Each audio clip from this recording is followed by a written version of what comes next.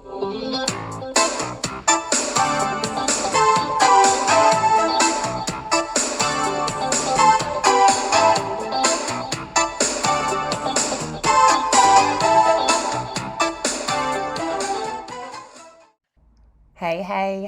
hello, leavers and believers. Welcome back to Leaving Hillsong. My name's Tanya, and I am so thrilled that you are here today to be part of this conversation. We're going out on a bit of a limb today, and it should open some really interesting doors. And I hope a lot of networks and conversations. You'll see why. Today we're talking to Dave, who's in his late 30s and works at a university supporting people's startups. And he's been incredibly generous in opening up and sharing about the guilt and remorse that he feels about his involvement and what level of responsibility he might have had in causing negative outcomes in other people in the Hillsong environment. It's a conversation that needs to be had and needs to be had for a really long time. There's a lot of people out there that feel so much guilt about knowingly or unknowingly participating in things that they didn't realize had such great effects on people. So this is going to be a really good one. Dave is also really open about his mental health diagnosis and his thoughts about that, and how he wound up having to have a look at that stuff. So pull up a couch, grab your coffee, and let's dive into a bit of a tyrant. Hi, Dave. Hello.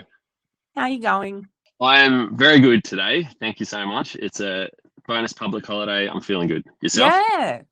Yeah. The Queen died, so we got a random Thursday off, which is, yeah. And, you know, in Australia, in Victoria, they're getting a day off tomorrow for the football. So that's Aussie life. It's fantastic. You said you'd do your own bio for me. Dave is thank you so much for talking with me. Thank you so much for coming on and agreeing to have this conversation. We've chatted a bit over time. Yep. And yeah, there's so much to talk about. So do a little bio for us. Hi, No this worries. is Dave. I have known you for a little while, Tanya, and it's so exciting to chat with you about this now. Oh, But yeah, so my yeah. background is that I have been involved in church for a little while. For the last 7-8 years or so, I have not been involved in church. What I do now is work at a university in Sydney. I do a bunch of stuff around tech and entrepreneurship, and yeah, get to hang out now and then with people like yourself, chatting away about, the old days. And you're not even 40 yet. On the cusp. I mean, people get really offended when I ask their age, but it's just so that I know which celebrity references to make and to put us on the map with this current soap opera. I mean, I think it was yesterday's news that, the McMartin family from the Inspire Church, which, have been under the spotlight for a while anyway, one of their sons is resigning under circumstances we're not entirely sure of because they never make it very clear. So it's really turning into a massive Netflix production on the day. So, I mean, you were quite young when you started out, quite young, but you hadn't come from an evangelical home. What took you to Hillsong? Yeah, good question. So I was 15 years old, and I think it was in 1998. I remember the movie Starship Troopers had just come out. I don't know why I sort of remember that. But yeah, I was invited by my friend at school along to a church camp. And because both my parents worked, I had an awesome family. Both my parents worked really hard. And so they'd send us to holiday program, which was a lot of money. And we'd go and, do rock climbing and swimming and whatever. And this was a lot cheaper. I took the photocopy flyer home. My mum and I had a bit of a laugh about it because it sounded kind of daggy. And she was like, if your friends are going and you want to go, why not? So I went along to this youth camp, and they it was cool. They played songs and the people were really fun, and, we got to play games. But yeah, they had some cool music. And one of the people there, the leaders, talked about how you needed to accept Jesus into your heart to be a savior, so then you could be saved from hell. And you could become a Christian. And so my friend from school and I, who both had gone along to the camp, she kind of grabbed me by the arm, was like, we've got to do this. And I'm like, oh, okay. So we, prayed this prayer and got a free Bible, and that was it. So at 15 years old, I sort of suddenly realized I was a Christian, and I went home to my parents and told them, hey, this is what I did. And they both looked sort of concerned by it, but they just went along with it. They were really cool and let me figure things out for myself. So they were happy for me to, experiment with this whole Christianity thing. That's interesting. It's a friend thing, isn't it? Teenagers initiate each other. Yeah, cool. Okay, so what's the involvement from then? And well, I was so my family's my mum, my dad, and my sister, and so there's only 4 of us. We, good life, but I was always a very extroverted kid and always excited to make friends, and so being around all these new friends was so exciting. And they said, you've got to come along on Sunday to church because, well, that's what Christians do. And so I thought, okay, hey Dad, can you drive me to church on Sunday? And so my parents were like, this is so bizarre, but at least you're not doing drugs. So, if I'd go to church, it was like a Pentecostal community church. I grew up in Canberra, by the way, I should mention. So this was in Canberra. And one of the few things that I did early on was go to something called Countdown 2000 in Sydney. So we all got on a bus with young people from different churches in Canberra, and we went along to Youth Alive Countdown 2000 at Parramatta Stadium, which, as a high school kid, you were just like, any excursion or big trip is fun. So we went off to that, and Chris Kane got up and talked about the giving, I think, and Paul Andrews had dreadlocks, and Pat Mesiti was speaking, and he spoke about how he was like illustrating how Jesus came to help broken people by using that song "Torn" by Natalie Imbruglia, which was kind of massive back in that year. And he was like going through the so we're going through the line by line this song, and how actually it's humanity crying out to God about how they need to be saved, etc. And so I kind of by that point I've been putting up my hand at every altar call, right? I'm one of those like frequent flyers when it comes to you putting up your hand and stuff. And I just thought it was so cool, and this guy was so articulate, and I think that's where it really started to bond with my brain. Like getting involved in this thing started to become really fun.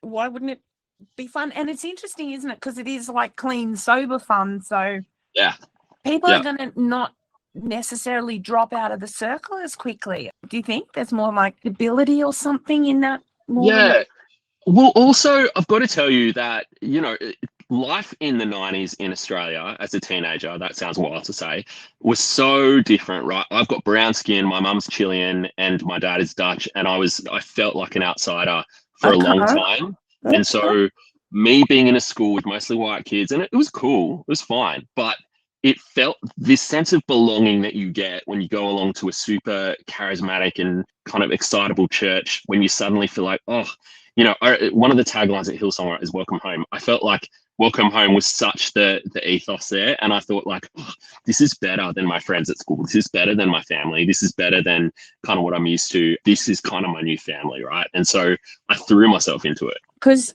I'm imagining there would be lots of other kids that feel like outsiders too then. Not that I was cognizant of that at the time, but also there were a lot of like pretty girls at youth group, and that as a young dude, it gets you, you go every Friday. That's just how it is. They're smart. They're smart to do that on the girls' side as well then, because, how do you get young boys to do?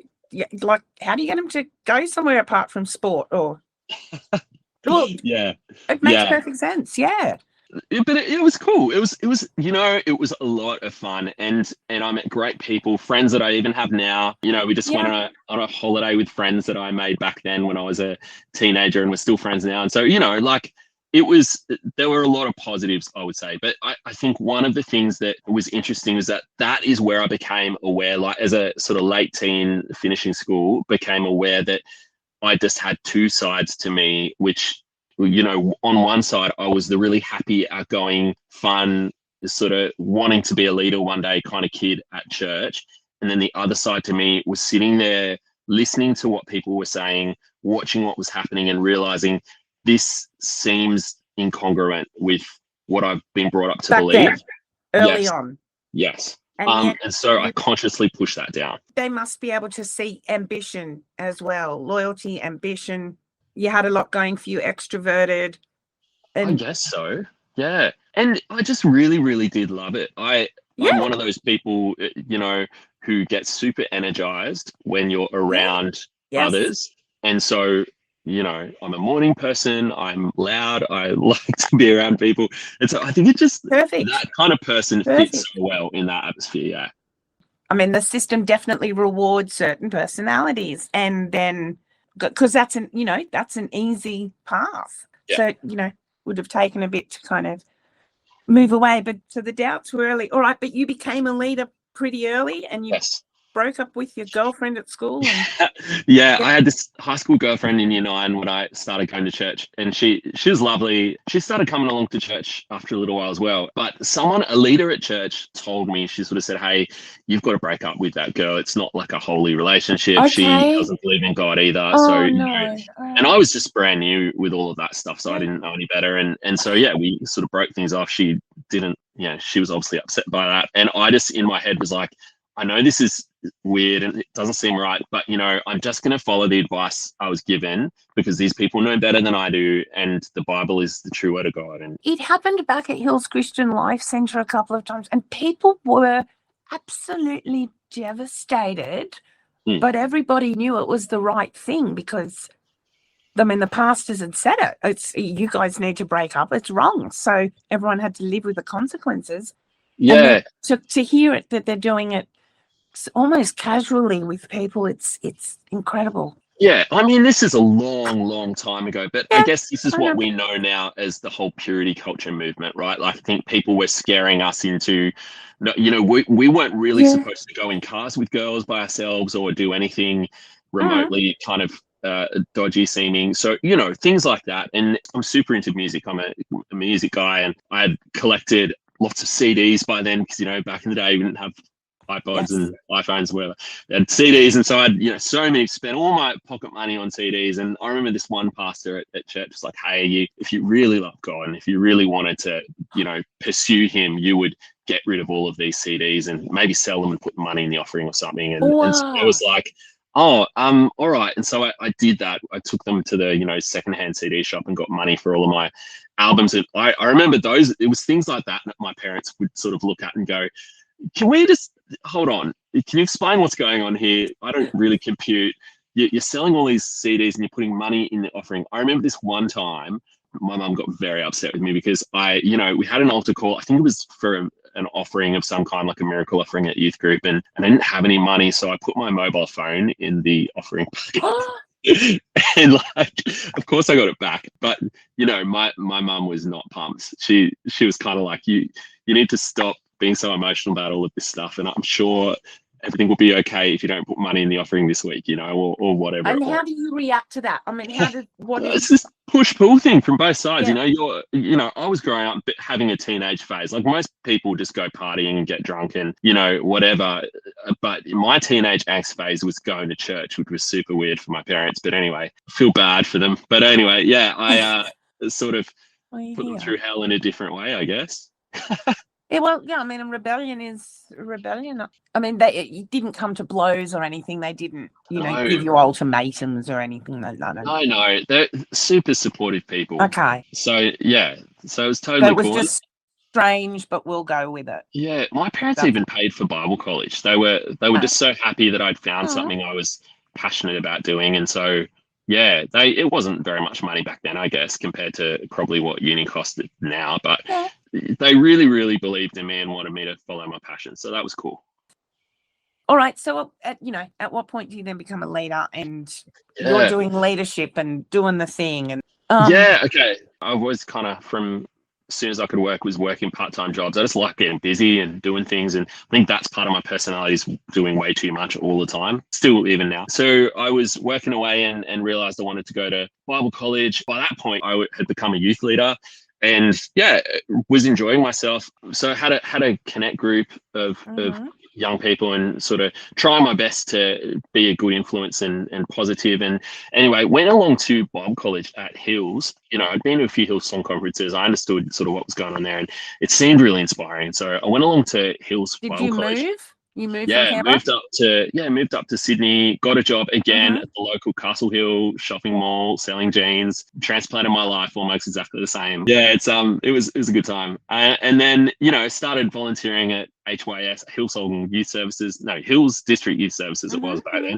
then. Wildlife, our senior high age group, and, you know, doing bits and pieces on Sundays. But I jumped into college and it was such a parallel situation. On one hand, I was having such a great time. There was a lot going on, lots of cool people. But on the other side, that part of me I was mentioning before that sort of sat there sort of with my arms crossed going, this is all a little bit cooked. It was super unorganized, you know, super just, I remember our class sizes were like 300 people or something. And in my head, I'm like, how are we learning really that much by being in an environment like this? I'm not really doing anything. I'm not learning to be a leader. I'm just listening to someone talk. I would say my learning experience there was, you know, a bit mixed, but at the same time, I was listening to people talk on stage and telling us how to live and telling us how to interpret the Bible and telling us how to, you know, trust God and all of this stuff, and kind of just thinking, okay, I'll go all in. I'll keep going all in. I'll just keep following that advice. I'll just keep following that example and just see where it takes me. And so that was sort of a couple of years of college, and, you know, I made some good friends, again, great people that I still chat with now and I'm friends with now. And then at the end of college, I moved back to Canberra because I was employed to be a youth pastor at the church that I came from. So back to Canberra, and what I did was, and I think this happens a lot probably, I took what I'd seen at Wildlife, which was our youth group, and I'd seen kind of all of this success in terms of getting people to come to church, and I took that back to Canberra and tried to superimpose that whole thing where we were. And that was, you know, it was fine, I guess. We grew our youth group really quickly. We had a lot of people involved and there was a lot of momentum and excitement, but I saw myself become this leader, I guess these qualities that I'd seen in other leaders at Hills, where, you know, became a bit of a tyrant and would sort of get there on a Friday and be like, right, everyone's here volunteering, but you've got to put on super excellent sort of production here and everything's got to be perfect. And we've all got to do everything we can to bring young people along to Friday nights and to Sundays and push. And I know for a fact that a lot of the people that were part of that youth group, you know, would have experienced different types of burnout because of, the way that I organized and ran what I was running. And definitely not proud of that at all, because it bit me later on in life. Yeah. That's huge. We have discussed this before. Yeah, totally. That's incredibly brave of you to talk about. And I think there's a lot of people out there that, you know, will hear that very intently. So every single pastor I hear about has been a screamer. Doesn't matter how nice they've been to, like 99%, whatever, everybody's been screamed at. Everybody's been a screamer, it seems. And it seems that kind of pressure that you're under, that you're talking about, you know, is right through the place, and that everybody's going through that kind of thing and feeling that kind of guilt, and it's holding a lot of people back. What's that been like for you looking at that stuff? That's uncomfortable, horrible, unpleasant, and so honest of you. I mean, this, you know, being taught an organizational culture that you replicated, and then you look back and go, I didn't like that. Yeah.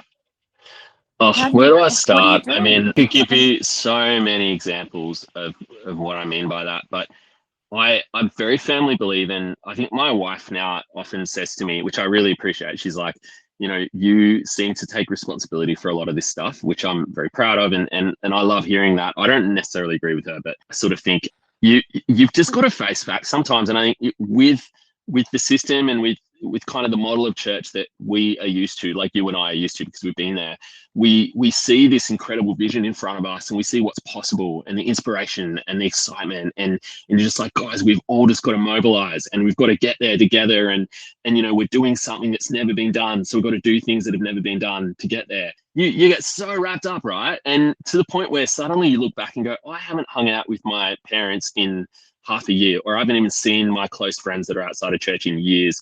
You know, you suddenly become so kind of in this rabbit hole. I think there were a few critical points there for me where I realized it was a this or that situation, like the crossroads. So I think when I first got to college and I was sitting there, you got to understand, like at Hillsong College, I think it was the year 2005, maybe. I was one of a handful of Australians, and the rest of probably the room of 1,000 people were all from the States or the UK or Europe or, Brazil, South America, or wherever it was. I think the culture was super different. And Robert Ferguson, who's a pastor at Hills, sort of got up, I remember, and he was infamous for being the really angry guy, the yeller, right? And we all really respected him because he seemed to carry himself with such authority. And he got up and he said, I remember word for word, he said, I look at your faces and I know exactly what you're thinking. I know exactly what you're going through. And I know, I can see your insecurities. God obviously sees all this potential in you. But while you're here to learn, you're here to die to yourself. So all of your wills and wants and desires and desire to be ambitious and be a leader and all of that, you've got to kill all of that, and you've got to learn to do things our way. For me, I struggled with that, massively struggled. Wow. Because I was brought up with really clever, great parents who were like, think for yourself, there's shades of grey in everything, there's always two sides to the story. And suddenly I was being confronted with this message that was like, this is the way to do church, this is the way to interpret the Bible, this is the way to believe in God and trust in God. And I just, it was tough, like super, super tough. But again, it was just this constant decision to push down the part of me that knew better, keep putting money in the offering, keep showing up to a million services and things a week, and just keep doing that. And so when I got to Canberra and brought those ideologies with me to that church, I think our pastors in Canberra were awesome people and very, very generous, and definitely didn't push the people as hard as that. So I think there was a lot of incongruence there. And I think a lot of the young people that were part of that youth ministry, they probably signed up to change the world, and in a few years realized that they were, doing a lot of stuff for free.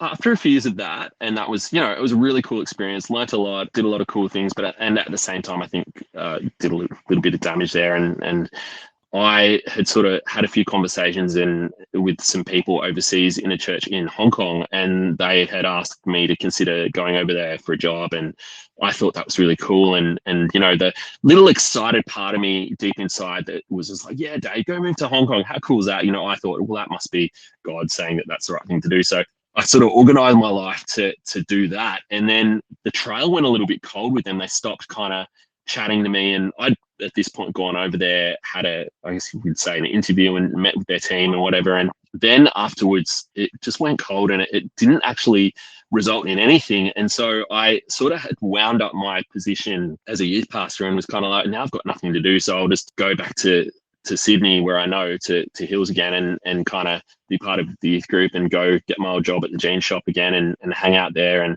And so that's what I did. And I was able to get a job pretty quickly with something called Youth Alive. Oh yeah, I mentioned Youth Alive earlier, Countdown 2000. So later on in life, I worked with Youth Alive under Sanger and the team there, doing lots of different things, putting on some big events, doing marketing and bits and pieces. And like a paid job. Yeah. So that was where I found myself. And again, in that environment where there was so much drive and so much vision and so much motivation to change the world and all of this stuff, I found myself again. We had so many volunteers and interns and people working with us. And I distinctly remember that I was, again, just that guy who was organizing lots of big events and getting people to do things all the time, and probably treating people kind of like, not that like well. You'd been treated, and like everyone was treating everyone. Yeah. The incongruence inside, I was just like, oh, this isn't so great. And these people are probably, this isn't the right way to treat people sometimes. And then other times we'll be like, no, but everyone gets it. We're all in this together. We're all, chasing the same thing together. And so I just sort of kept going with it, right? And to the point where it got I was working so hard and trying so hard to sort of put on the different events and things that we were doing. And I remember going to the doctor. We had a doctor's kind of clinic at Hillsong. It was like Hillsong Youth Services or something. So we had a doctor and we had psychologists and all this stuff. And anyway, I went to the GP and they got me to do a survey, which I'd never done before. It was like all of these weird questions. And in my head, I'm like, this isn't very doctorish. This is just like questions about how I feel, which is weird, but okay. So I was doing all these surveys, and then she kind of said to me, Dave, it seems to me like you are suffering from, acute sort of anxiety and depression. And I just was like, hold on, what do you mean? That is no way, man. I'm a happy guy. I go to work and I'm doing something that is changing the world. And I only sleep sort of 4 hours a night, and yeah, I do worry all the time. But you got it wrong. There's no way I can be depressed, and so she recommended I see a psychologist, and so I started going to this psychologist, and we sort of started talking about my feelings, which was very uncharted territory for me as a young man. So well, even though you're in such a place which is so emotional and heavily laden with emotions, actual feelings aren't really talked about still. Yeah. So back and forth between the psychologist and GP, I was prescribed antidepressants, which again, massive deal for me. There was so much stigma around things like mental health, depression. At the time, I was so embarrassed and so shocked that I was, even in that, but I couldn't even tell my parents. And for years later, I didn't tell them. Is that a masculinity thing? Is that a church thing? I mean, because they're pretty pray about it as a solution for mental health. Definitely. Yeah. I think, the faith is a substance of things hoped for, the evidence of things not yet seen, right? Like you don't need medication to to achieve like what God's got for you or whatever. It seemed like cheating, right? Or it seemed like there was something wrong with me. And so, I took the medication, and it turned out, it depends how many of the listeners here probably know about what mental health treatment is like. It's a bit like roulette. Like you give people medication, you hope for the best, and you monitor, right? And so for me, I was like, yeah, I'm fine. I'm taking medication. I also didn't react that well to the medication. And I can't really remember what happened, but I woke up in a mental health unit at hospital a little while later. And it turns out, I sort of had tried to take my own life. I had a whole plan. I had when I'd been admitted, I explained to the nurse or whatever what I was going to do. And I kind of can't really remember much of this stuff, and it's super hazy. But it was so weird to go from doing all of this stuff and having so much involvement in church and having my life on a track to suddenly being in this situation where it all had disappeared. But it didn't all disappear. I just like a bit of a cliffhanger. And it's actually a fantastic story to hear how Dave found his way through into, I guess, like his own light, his own sunlight out of the tunnel. And it's a really great story. So part 2 will be coming up ASAP. Thank you so much for taking the time to sit with us and take part in this. I'm really excited about what might happen when we start pulling these things apart.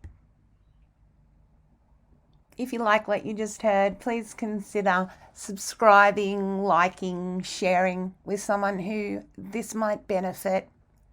If you want to support us, you can stop by the Leaving Hillsong Patreon or PayPal.